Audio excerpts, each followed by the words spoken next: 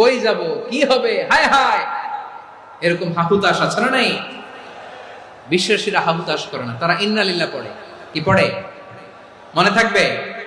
আমরা পড়বো ইন্না লিল্লাহি ওয়া ইন্না ইলাইহি রাজিউন। নিশ্চয়ই আমরা আল্লাহর জন্য, আমরা আল্লাহর দিকেই ফিরে যাব।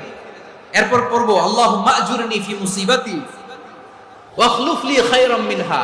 আল্লাহ, আমি যে বিপদে ধৈর্য ধারণ করলাম এটার সওয়াব দিও, আর যা হারালাম তার চেয়ে ভালো কিছু দিয়ে বদল করে দিও। সুবহানাল্লাহ পড়েন।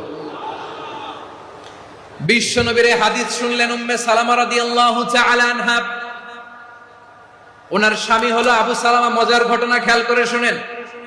সাইয়্যিদাতুনা উম্মে সালামা রাদিয়াল্লাহু তাআলা আনহা, ওনার স্বামীর নাম আবু সালামা। শ্রেষ্ঠ দম্পতি, শ্রেষ্ঠ ফ্যামিলি।